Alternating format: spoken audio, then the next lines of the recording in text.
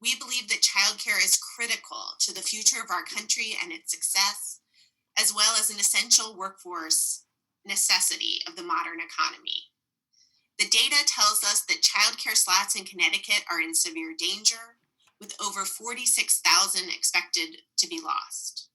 To be sure, Connecticut did not have an oversupply of childcare providers and slots to begin with.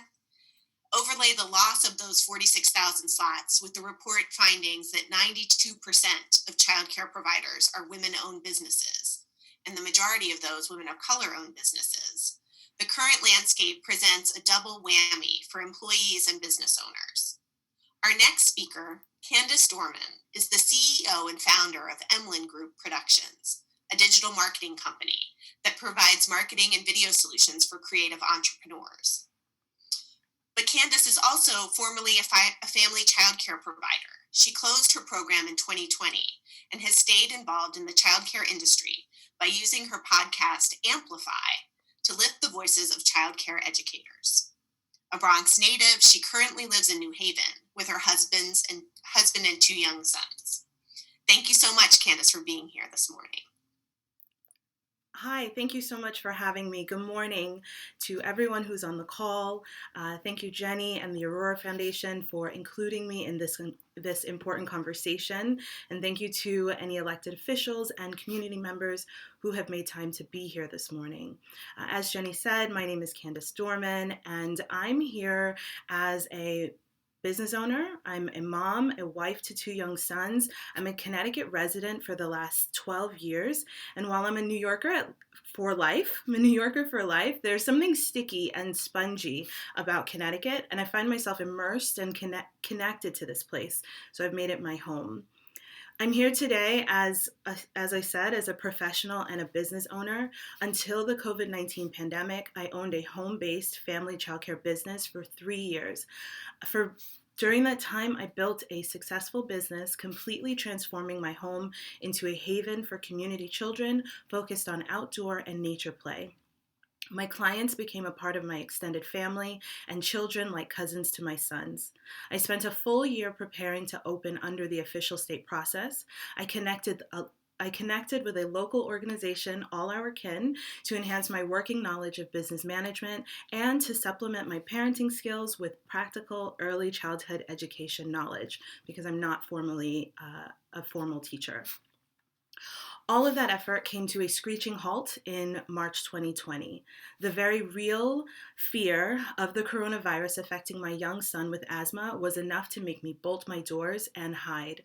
Sometimes I'm ashamed that I didn't push through or that I could not make it work. It feels like failure, but failure is a far easier pill to swallow than the fear of losing my child.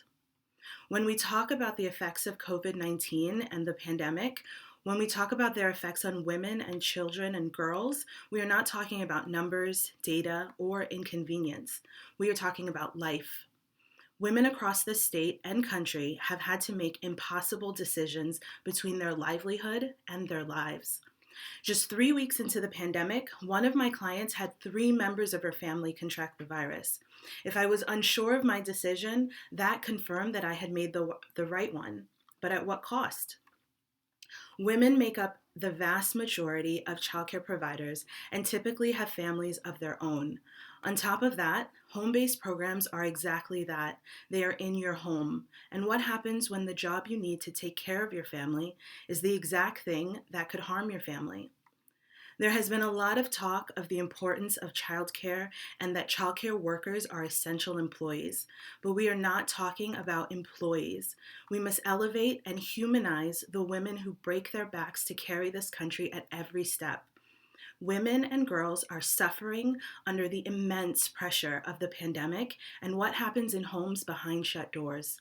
Black women and girls are in danger and are often left unseen. As a country, we make it very clear what our priorities are. You only need to follow the money to see. The American bravado has us looking outward and interfering where we have no business casting stones. Our women can dress how they want, but can we go to the doctor? Can we get sick time so that we don't have to decide between our health and our bills? A country is nothing without their people, and people must feel safe to function in our society. A strong and purposeful infrastructure that actively funds and enhances the education system at every level, starting with early childhood education, is imperative to our survival and our overall recovery. Our economic recovery is nothing without a thriving female population. There are so many women who could be on this call who are still operating their childcare businesses in the midst of fear and actual danger. Women whose entire working lives have been in childcare and without it feel a sense of loss and a loss of self that can't even be adequately described. It should not take a group of women spending money to collect data that says things we already know, to convince people to do things that must be done. At every turn, focus on women, look to women, and listen to women. It's honestly the best bang for your buck, and it's really that simple. Thank you for having me.